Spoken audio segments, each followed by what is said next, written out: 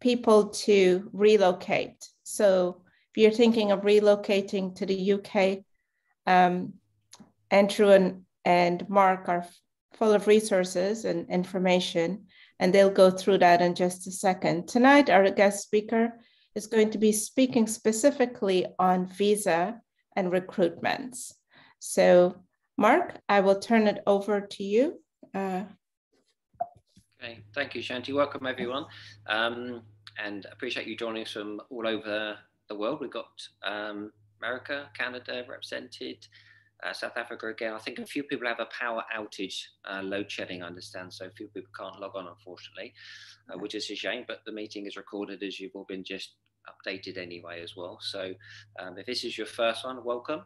We present this every first or second week of the Wednesday of a month, giving all free advice to everybody moving to the UK. So myself and Andrew have worked each other for many years together. I tend to cover the south of England. Andrew covers the north of England, which we'll come on to that self. But I first started in the business in 1986 as an estate agent for 21 years. And in the last 14 years, I've been dealing with corporate relocation. So I'm moving essentially everybody coming over from any country in the world to move over to the UK with a job. And so I've gone from the selling side to the letting side. I've been a landlord myself for 22 years, so I get a good idea on what it's like from a landlord's perspective. I've also been a tenant for pretty much 10 years as well.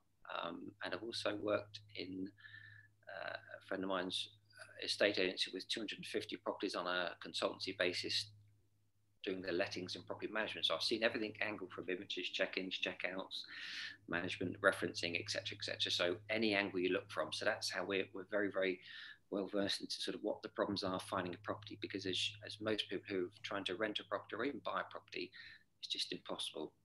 I think Andrew's got some good stats later to reveal about that, but it's so hard. It's been incredibly difficult. But hopefully the expertise and the black book of contacts that we've got helps us get there. So we work on a one-to-one basis. This is free this evening to talk, and we can chat again on a one-to-one basis if anybody's looking to come over here. The next month, 3 months time, 6, 12 months time, doesn't matter. More than happy to just try and give you and just put you in the right direction. Some people move with pets. We get a lot of requests to people to move with pets, which is very difficult for a lot of people, but we understand that. That's fine. But we get lots and lots of questions with that. There's no easy route around it. It's simple. Sometimes it's just a massive hard graft with making those 20, 30, 40, 50 phone calls a day to estate agents, because they won't pick up the phone to you. They won't email you back. So we know what to say to the estate agents and what not to say to them, when to say it, when not to say it.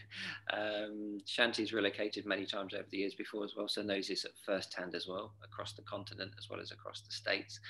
And many people I think on here as well are either thinking of coming over to the UK or have moved before again as well.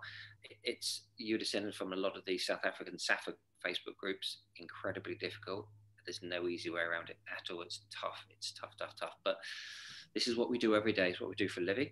So we're very, very used to doing it, and we're used to the problems, and we cope with it, hopefully, as much as we can. But yeah, so I cover the south of England, generally from sort of up to toward Birmingham, and Andrew covers, say, Birmingham and above. So I'll leave on to Andrew now, who can then introduce you to Ryan afterwards. Thanks, everyone. Evening, everyone, and yeah, really looking forward to the webinar tonight.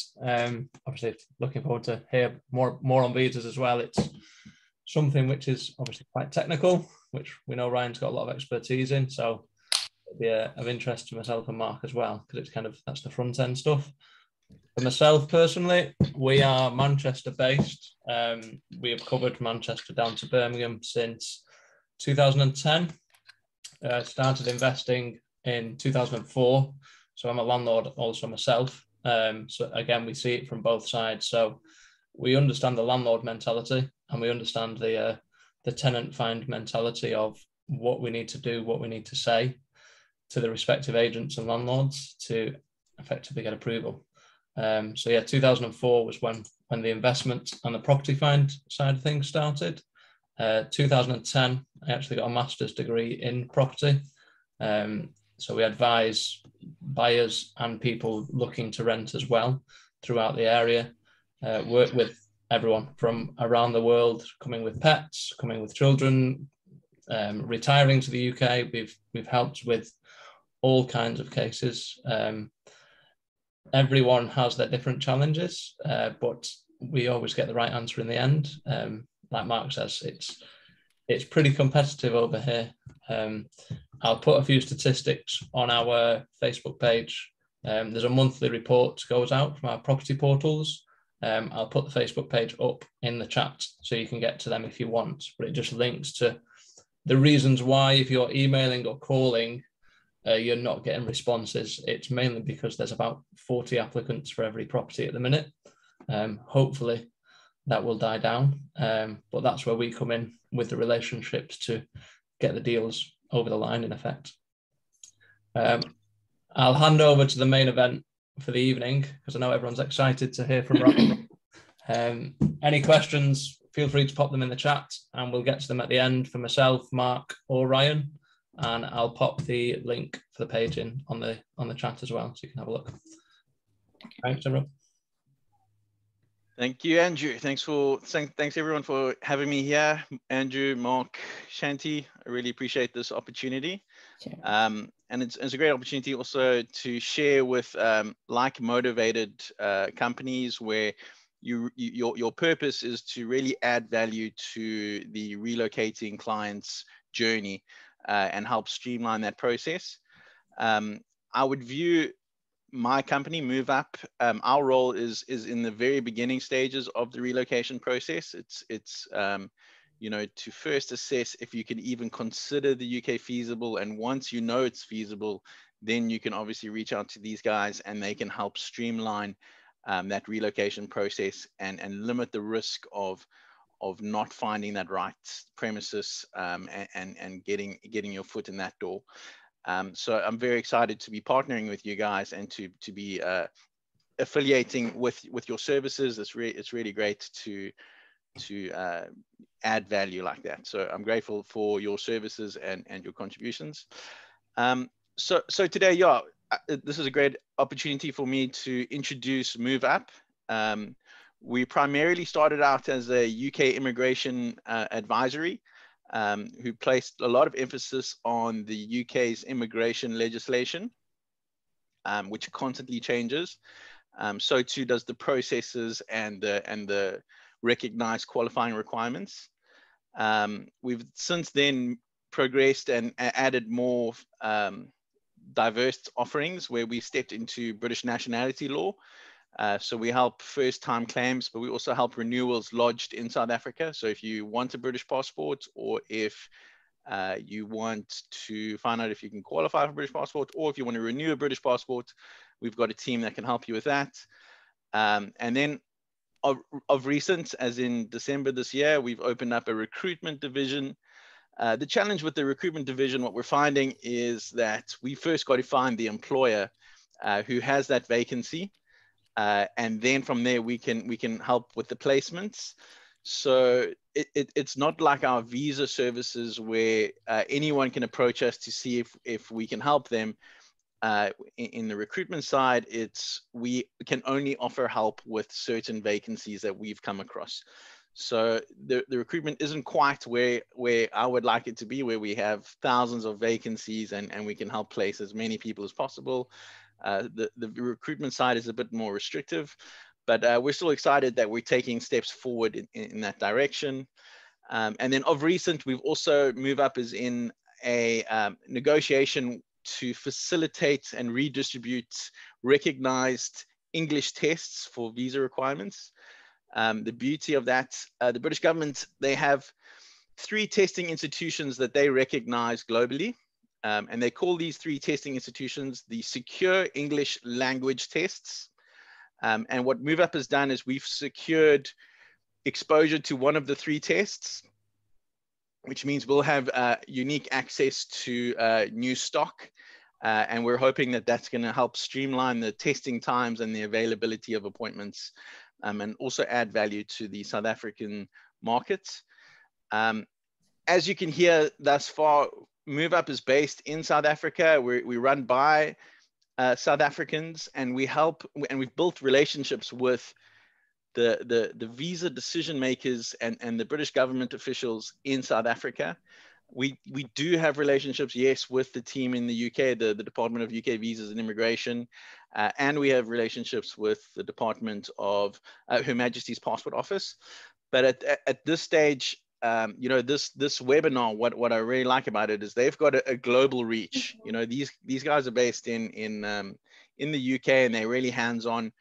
My team and I, we primarily helping South Africans in their journey, and so yes, there's lots of opportunities to be had. Move Up is a team of 5 permanent employees, and yes, like I say, we service primarily South Africans, but we've helped South Africans relocate and lodge applications around the globe, from Hong Kong to the USA. We've helped South Africans abroad. And we're open to other nationalities. It's a little bit more restrictive, or we don't have as much expertise in dealing with the considerations that maybe other departments have, but we're open to it. So where we add value is that we offer free assessments when it comes to the visa applications and assessing that feasibility.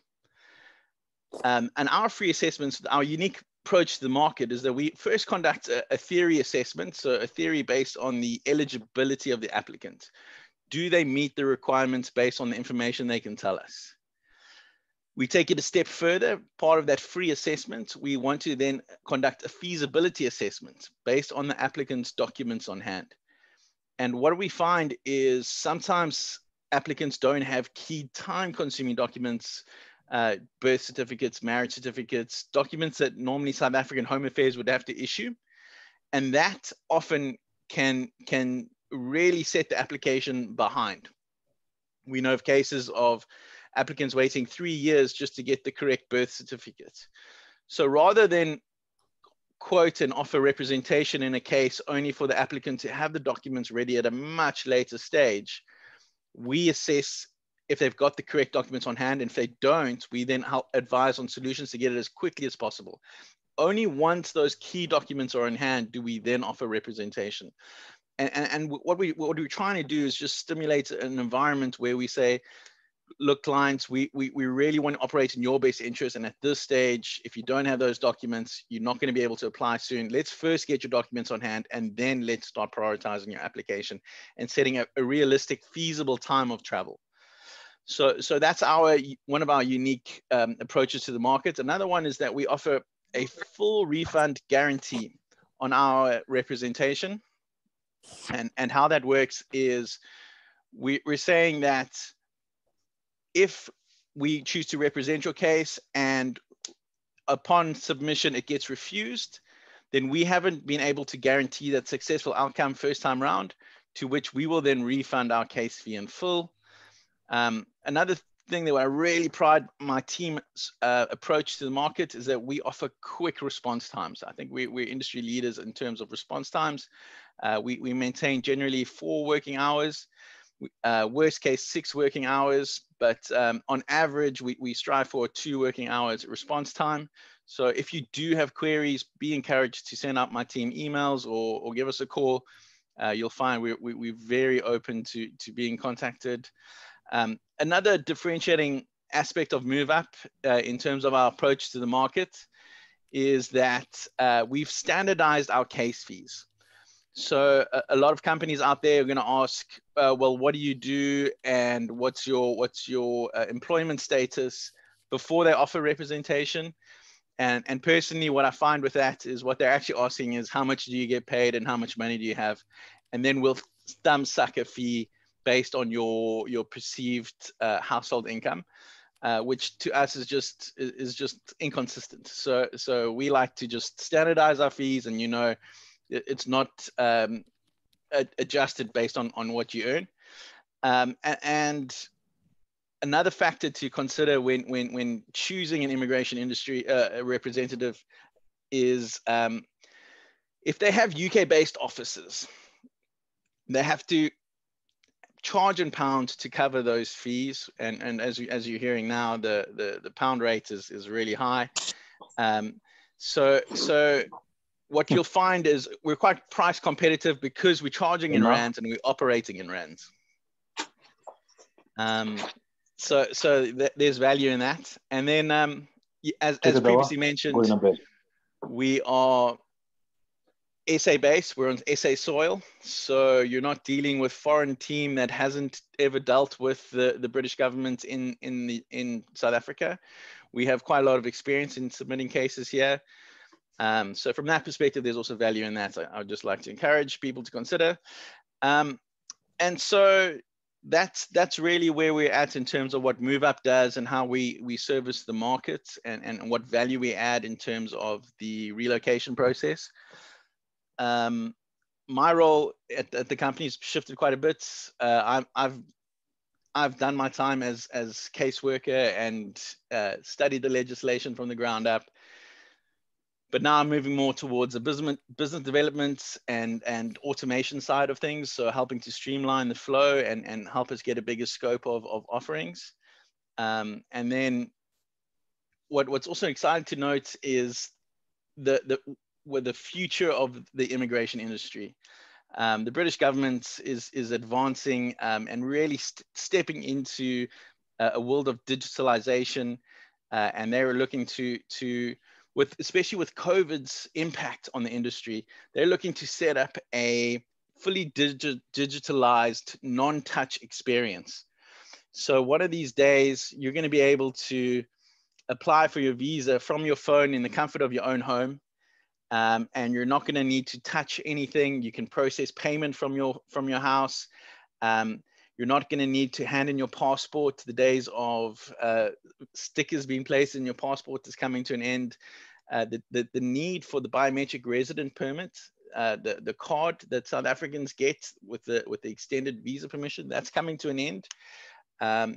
You'll already see that the new ancestry visas, which normally have a 5-year validity in them, they're already expiring at the end of 2024. And the reason for that is the biometric resident permits will cease to be issued from that date. The new system will be that you'll be able to have an online account and you would be able to pass through the border seamlessly with facial recognition software they'll have on that side. They won't even need to cross-reference your data to your passport, which they manually do at the airport. So we're looking forward to a time where passing Heathrow Airport's border control will be a lot quicker, less queues. I'm looking forward to that sort of travel. It's very technology forward. It's very exciting to see the direction the British government's going for and the way that the industry is headed in terms of the future of travel. That really gets me excited. Yeah, so that's MoveUp, and that's who we are and what we offer. I'm very excited to hear if there are questions at the end. You know, if people are looking to find out about visas, or if you're looking to find out about recruitment advice, my team and I can definitely add value there. And then as these gentlemen have just introduced themselves, they're there to help with that integration of sourcing location. Gentlemen, do you also source assistance with finding schools for families abroad? We actually hosted an entire webinar on that. I think it was our second webinar. Okay. And that was we have the recording. Yeah. So brilliant, brilliant. We have partnerships with people whose specialty is, I think Andrew can talk to that. That's his one of his core offerings. That's great. Yeah. Yeah, because also what we're finding at MoveUp is we obviously partnering with as many affiliates like yourselves, which add value in the transaction. And what we're finding is while the applicant is preparing their visa case, not necessarily have their visa on hand, they're beginning to make this sort of research. They're beginning to look for where can we move once we get our visa, where are we going to go, how much of the flight's going to be, how are we going to get there, how their pets are going to get here. How their pets, how are they going to send their positions, what positions can they send? Yeah. Then there's also the foreign exchange considerations, you know, how much can they send, what's the implications? So the relocation, there's lots of moving parts in the relocation process. There's so much to factor in. It's one of the most stressful experiences that families go through, packing up home and moving cross borders overseas. So we understand that, we empathize with that, and I just want to raise my hand to say my team Move Up, we're very passionate about helping South Africans, and we'd really like to hear more from you. If you want to hear more from us, please be encouraged to get in contact. We're going to be opening up for questions. Yeah. So if you would like to ask a question, you can take yourself off of mute or raise your hands. Put it in the chat if you're too shy to ask the questions, but it's... I just had a quick question around myself. If providing everything's all in place, you've got the documents, or when they've got the documents, is there a rough time you've got for an application that they're looking to proceed with, just roughly? Sorry, can you elaborate on that question? So time as to once you've got your documents. You've done your feasibility, you know what they need to say, right, so January the 1st, we're going to start the application. Is there just a rough time frame of how long it would normally take for the UK to get our act in order? Yes. So part of our assessment is to assess which of the visas South Africans or the applicant can qualify for. And the industry uses the term spousal visa when referencing the eligibility based on marriage. But the reality is that there's variations of permissions to granted to spouses. So you could be married to an ancestry applicant and then you're getting an ancestry dependent visa, or you could be married to a British passport holder and you're getting that settlement visa. So the variations also impact the processing times. So the settlement cases, the family dependence of British passport holders, that's the one we're seeing the biggest lag on. That takes the longest. We're looking at an average of 3-month processing time in those cases. And sometimes it can even go up to 6 months. I had a chat with some senior officials at the UKVI last week, and asked, please, when are they going to be re-implementing the priority visa service for those cases? Because they've only recently, since COVID, been able to implement the priority visa services for the student visas, which isn't low numbers, and for the work permits, again, lower numbers. The visitors and the settlements, which we needed the most, they're yet to be implemented. Okay. So we're looking at standard processing time. So it all varies. But part of my team's assessment, at the conclusion of the assessment, will address the processing times expected based on what we're currently experiencing. And we give that cost breakdown all on record. That's part of our standard operating procedure. Perfect. Thank you. Sure. Hi, this is Liz Albert speaking. Can you hear me? Yes, perfectly. Okay, what I need to ask you, my daughter and son-in-law is looking to immigrate, but now it goes about how much do you have to have in a savings account, or, because they're looking at finances in the UK to have something available. He is going to get a job there. There is a certainty of him finding a job, but my daughter doesn't have a job at this stage.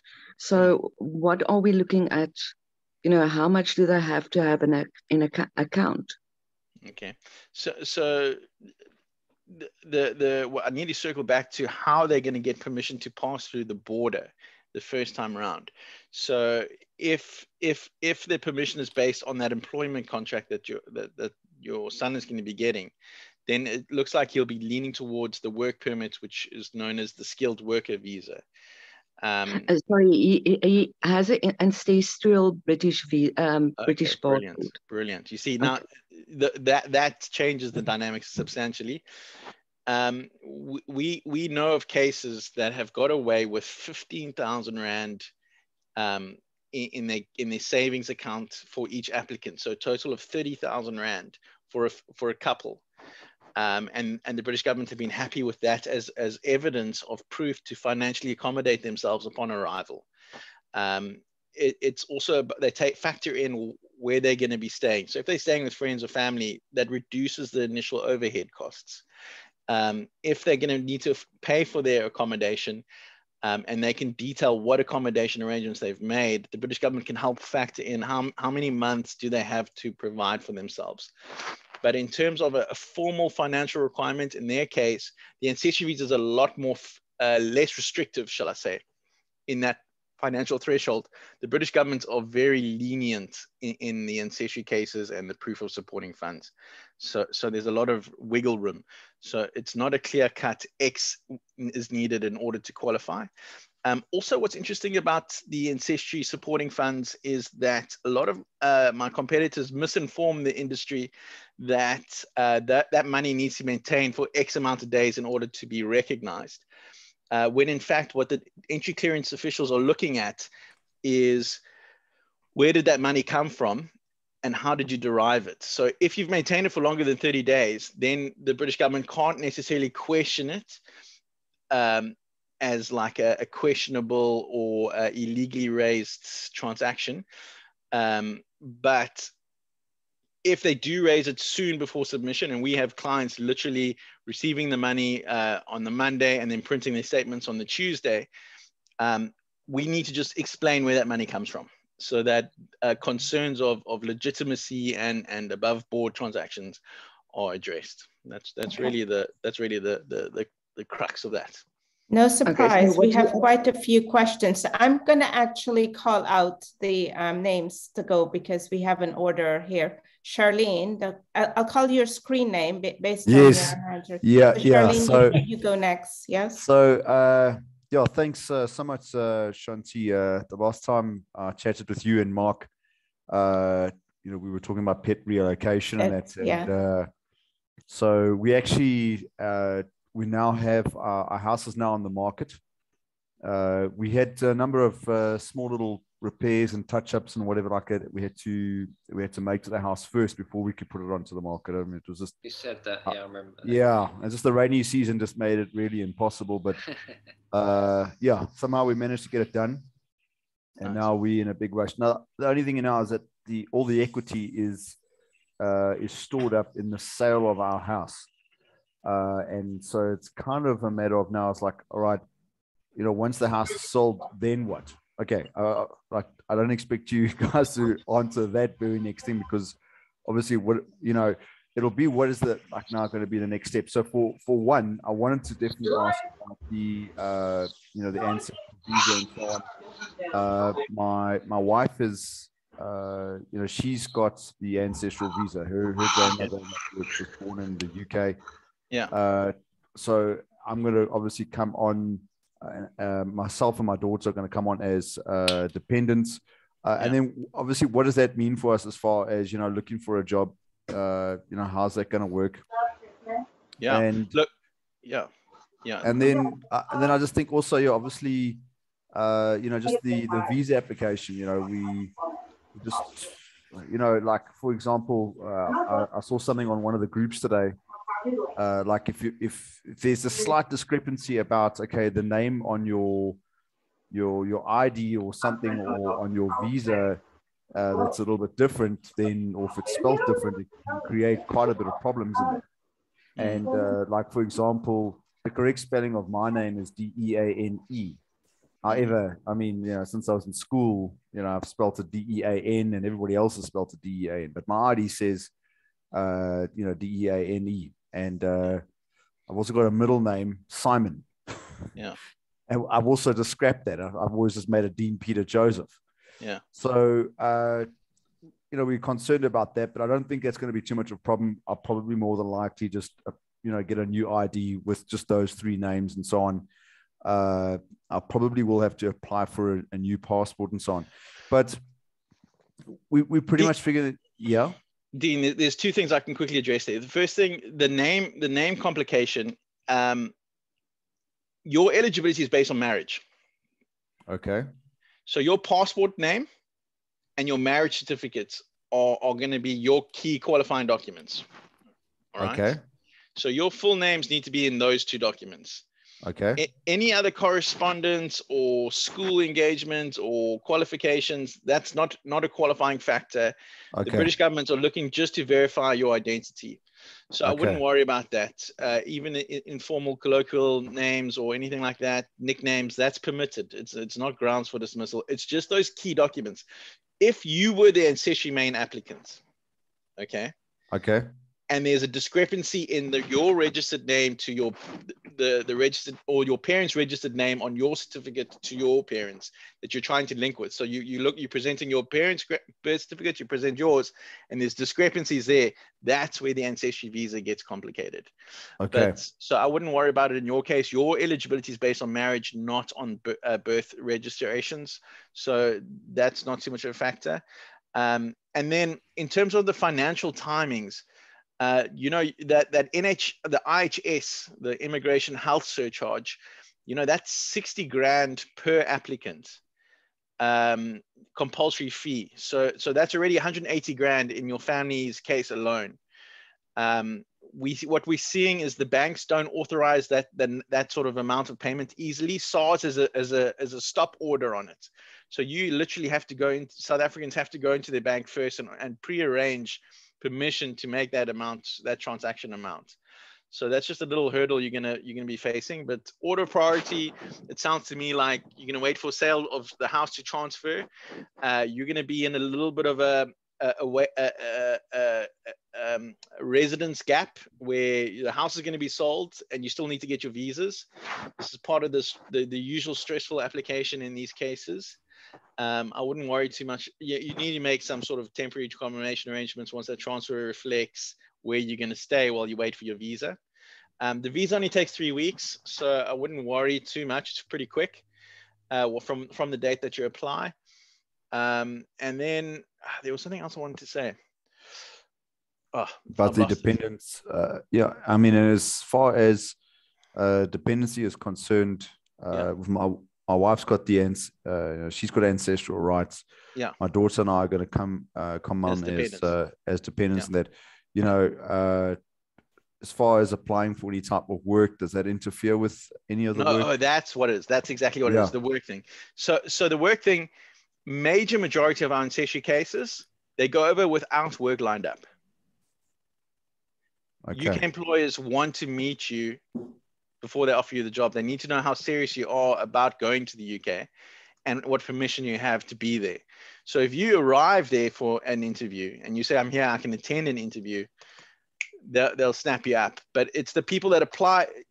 Roles reversed. If you here as an employer in South Africa and you receive a CV from someone in Nigeria saying, you know, I can do your job at a lower rate, you're like, when are you going to get here? How realistic is it? You know, you're not going to be as willing to offer a job to someone who sends you a CV from far away. And that's what South Africans expect the UK employers to do, is to put a lot of hope in this foreign CV. Yes. You know, you got to really have some strong skill set for them to stop in their tracks and go, okay, this guy's serious. So that's my advice with that. I wouldn't worry too much about the employment. Lots of guys worry about it. If I may, we have 4 other people waiting to ask questions. Sure. Let's go. Charlene, if you can connect with Ryan offline, that would be great. So awesome. Let's just try to at least give everyone 2 minutes. We can come back if we have time. So Marcus, you're next on. Good evening to you guys. My question is basically, I currently was in the UK 2004 to 2006 on a working holiday visa. Currently looking for a skilled worker visa. I currently have an international degree with UNISA as a transport economist. I just want to know, please, what are my chances of getting a skilled workers visa? And I currently have a passport already. I mean, it's available ready, basically.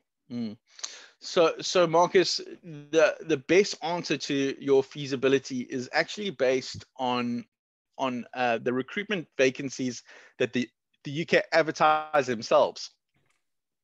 So if you do a research on, say, Reed, a popular recruitment thing there, and you see there's lots of vacancies for your skill set, that'll tell you that the demand for your expertise is high. And we consider that a market test, an employment market test, to see what the market going rate is. You'll understand how much they're willing to pay for your skill set, and then you'll see the number of vacancies will determine the demand. That's the best way to assess if you've got a good chance.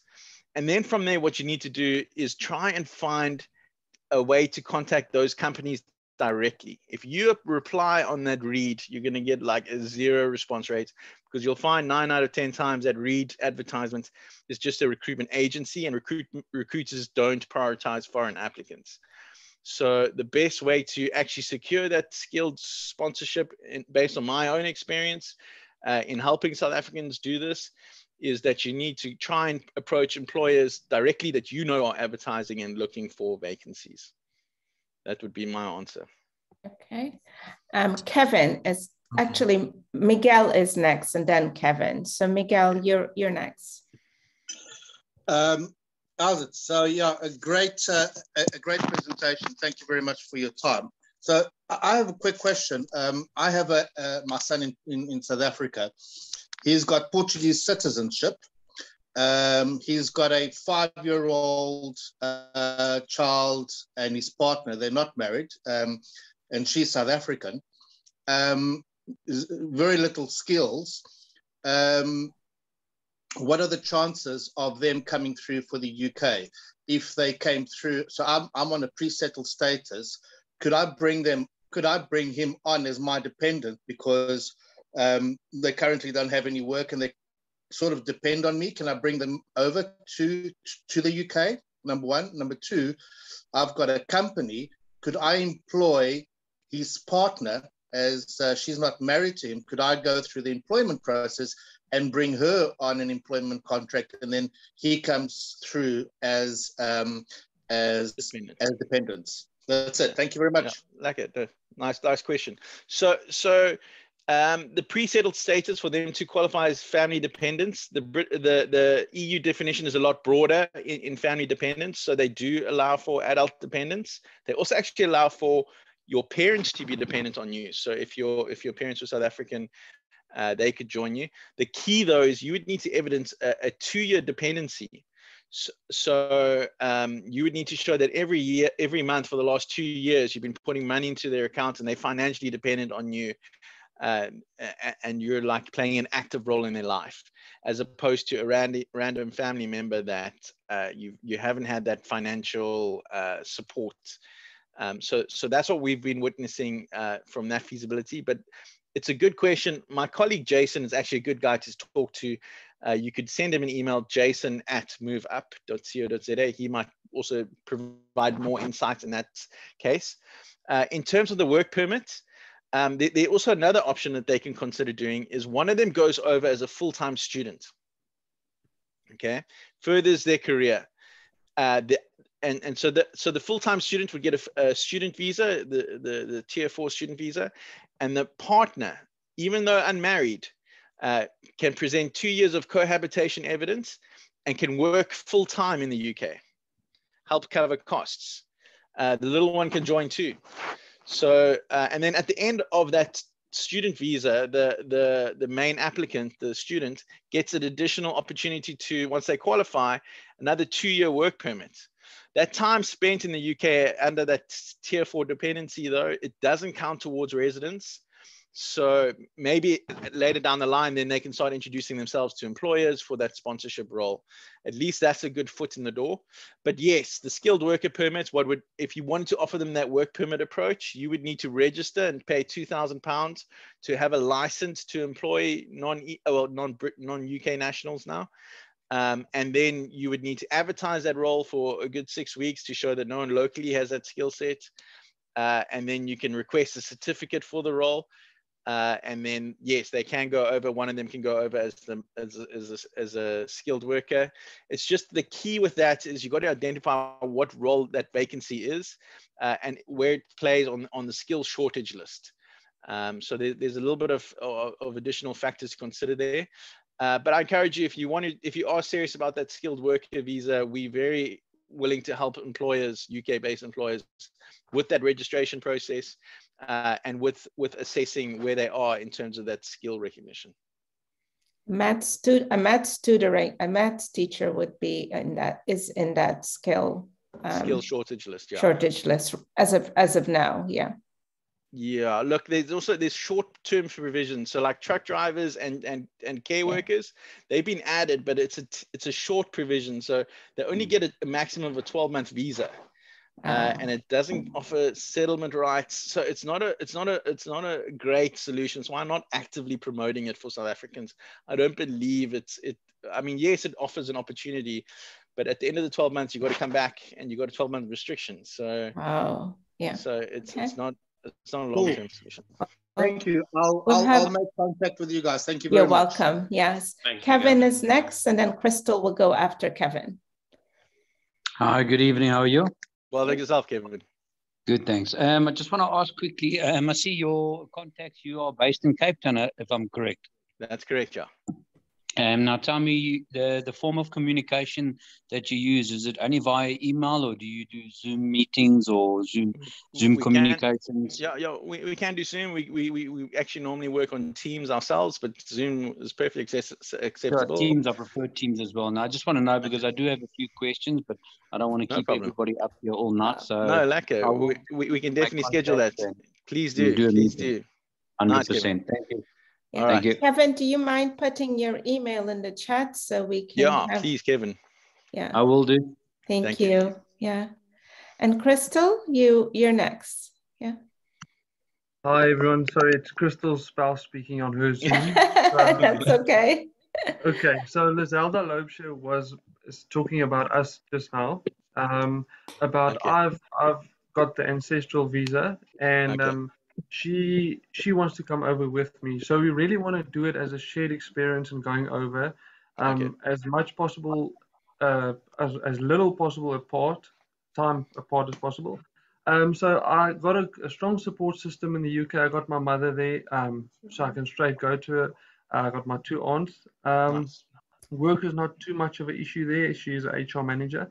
Another thing, we've been together for 6 years now, not married yet. Would it be easier for us to be married? Would the process go a bit more smoother? What are the steps we should take now first? I mean, we started with her passport. I don't have to do anything. I mean, I got the passport. So what steps do we take, and can we sort of get a time frame on this? And So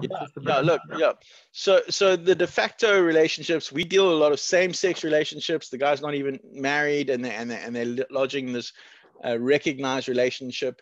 If you said to me that you haven't been living together, or you got a long-distance relationship, or the last 12 months you haven't been together, then I would consider, then you can just register a marriage. You don't necessarily have to have a formal ceremony and reception. The need for a full marriage is really for those cases where the relationship hasn't even been for 2 years, but the couple are serious about each other and they want to relocate together. We've witnessed this transaction so many times. What you can do is still go over on your own if you wanted to first, and set up home and assess the market, or just find a place and then your partner comes over. But like you said, you'd prefer to go over and experience it together. That's completely also fine. The de facto requirement is that you need to evidence that you live like a married-like couple. And what that means is you need to evidence that you share living expenses like married couples do. So you need to evidence that someone pays for the TV, someone pays for electricity, someone pays for groceries, however you handle the living expenses. If it's only coming off one person and there's no bills going to both of your names at the same address, it gets a bit more complicated. But like I say, the worst case scenario is that you can just simply register the marriage at your local home affairs. You don't need to have a ceremony and reception if you don't have strong cohabitation evidence. And that's cheap and quick. Well, I say quick. You can apply with the written marriage certificate. You don't need you don't need the unabridged for the ancestry case. So yeah, it is quick. The unabridged is more for British passport applications. So you wouldn't worry about that. So it's pretty straightforward. Okay, and then just another quick question. Would it be okay if she had to come over with me initially on a holiday visa, and then we shouldn't do it like that? You can't change while you're in country from visitor to employment category. So she would come over on holiday, she'd have to fly back, then apply for the visa, wait for the visa to be issued, and fly back again. So it's in her best interest to apply for the visa. Look, when it comes to the ancestry visa, where people get a fright is that IHS fee. That's compulsory. You got to pay it up front. That's 60 grand. The visa fee is another between 10 to 15 offhand. I'm not sure of it right now. You know, I'm obviously not on that front line anymore, but it's approximately that fee. In the event that the visa is refused, you get refunded that 60 grand. Okay. So the risk is only the 15 grand visa fee. Okay. So to me, the most logical thing is to buy the visa one shot and get it. Worst case scenario gets refused, you only lose the 15. You'll get the 60 back. You don't forfeit that. Okay, because I was under the impression that if I had to go over, I would have to supply or provide some sort of payslips or something to show that I can look after her. Or yeah, I mean, when she applies, if she applies separately, say it's a financial based decision that you have to go over first because you can only afford yours now and you can only afford hers later, then yes, you are going to need to evidence how you're going to sustain her and your residence arrangements. But if you apply together, if you can afford to apply together and you want to go together, then your employment status, like I said, majority of ancestry cases, they don't have work lined up before departure. So it's pretty straightforward that you apply with intent to work. Okay, thank you so much. Pleasure. Good. I think those were all the hands. There are a couple of emails, Ryan, in the chat, and a couple of people who would like to follow up with you. No surprise, this is a massive topic, and I think that it may be worth repeating or having another webinar in another, short while. I'm open to maybe monthly sessions or something like that. Yeah. So I think that this is just the start Can I just ask, is there any impact if, obviously I know they have to have funds in the account, if there's a property ready to move into, does that impact things in any way? Or we also get asked the question about if they are willing to invest and buy, is there provision for that? Is there leniency in that? Yeah. And what we're finding is that the legislation has been designed to deter foreign investment because of the inflated value already from international markets. So there is no visa provision. There's no benefit. Even if you have accommodation lined up, it doesn't impact the decision making on an immigration standpoint. Those decision makers, if you got somewhere to go, great. If you don't, you're gonna have to rent. That's not their concern. The concern primarily is security, and then the legislation. They've just got a tick box that they're really working through. Do you meet these requirements? They factor it in. Yes, okay, you got accommodation, great. Or you don't. Okay, we'll factor that in. But it doesn't majorly. I don't know of cases that have been refused purely because the accommodation wasn't in order. Yeah. Good to know. Yeah, well done. Good timing. It's, Excellent. Definitely. I'm very grateful for the opportunity, guys, to also connect with more people like-minded and to hear the questions. It's good to get some market feedback as to what people are thinking and what they're worried about. Yeah. Charlene, do you want to come back to you and follow up with any additional? We have a few minutes remaining. So just the one I think it was pretty much answered, but just to get clarity. So we were told in our bank accounts we would need to have 30,000 rand sitting there for the next 3 months, and assuming that would be 30,000 rand each, which would equate to actually 60,000 rand. However, we don't have that. But from the sale of the house, there's obviously going to be a substantial amount of money that's going to be in our bank account. Would the UK government then say, okay, well, we see that you haven't had it for 3 months, but you certainly got enough money to come over to cover for your NHS and everything else like that? Is that going to be adequate for them? Yeah, look, I mean, we deal a lot with the settlement applications, so the dependency of South Africans to British nationals. And in those cases, we deal with a lot of retirees that have to demonstrate a more strict and challenging threshold, which is that they need to maintain approximately 1.2 million rand for 6 months in order to qualify. So when you compare that, yeah, exactly. When you compare that to the ancestry visa's informal expectation, you know, it's a lot easier. But the reason why I'm bringing that up is that cash savings requirements for the settlement visa. A lot of the retirees that we help, they sell their property to raise that capital, and then they apply shortly after the transfer reflects. So what I'm trying to tell you is that the British government are used to seeing these big deposits coming into someone's bank account for visa purposes. You just need to evidence that sale agreement. You need to say, we own this property, here's the sale agreement, here's the payment, that all correlates. So that's how we raise this money. So we're not money laundering for some gangsters and transferring the money for them and being their money goats. You know what I mean? Okay, awesome. So it's not money laundering. Yeah, that's right, their concern. So if you can explain it, then they won't have a problem. Great, awesome. Thank you. Great. Okay.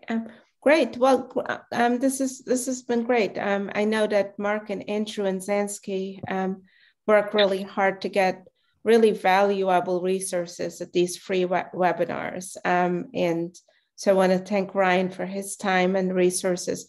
I learned a lot here tonight. Definitely, yeah.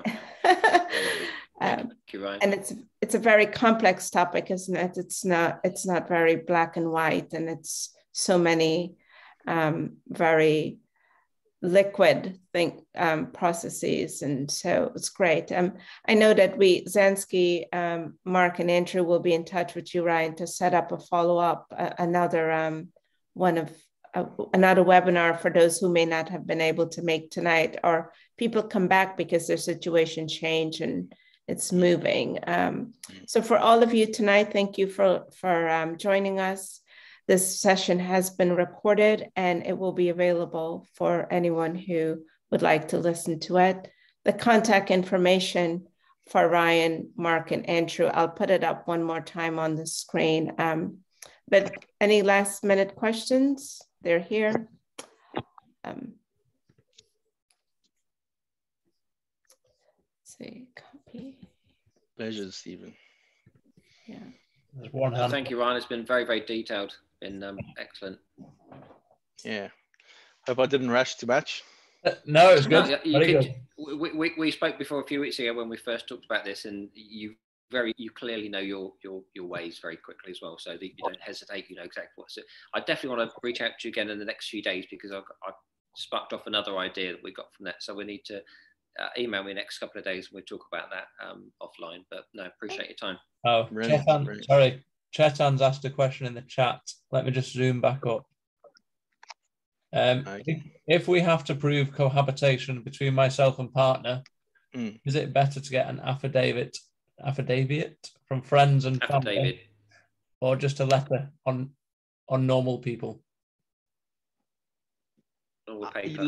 I was at a UK event on Wednesday, and I chatted to decision makers regarding this, and they say it's a common misunderstanding that these affidavits mean something to these decision makers.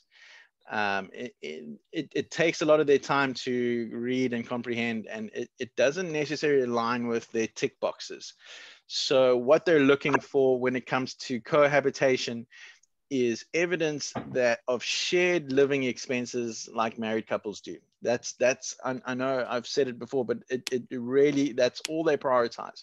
So they want to see that applicants share living expenses, and to do that, what they're looking for is utility bills or any accounts being sent to the same address in each of the partners' names. So that's the way that the government will identify that they share living costs like married couples. Right. Thank you. Well, here we are. I'll get a medal for ending these webinars on time. Fantastic, you will. Definitely. You will. Great, thanks everyone. And I also just want to close off on the fact that tomorrow is my 40th birthday. Well, shall we sing happy birthday to you? Yeah. It's okay. Like you're 13, Ryan. Feels geluk, lieve maatjie. Donkey. Right. Donkey. Happy Well, happy birthday birthday to you. Happy birthday. Have a great If you one. had told me before, I would have baked a cake and we would have celebrated it. Yeah. Oh, we're not singing happy Exactly. birthday. I thought we really were. Okay. Sorry. Happy birthday to you. you. Happy Happy birthday to to you. Happy Happy birthday, birthday, dear dear Ryan. Ryan. Happy birthday to you. Thank you, everyone. Thank you, Stefan's thank made you a cake.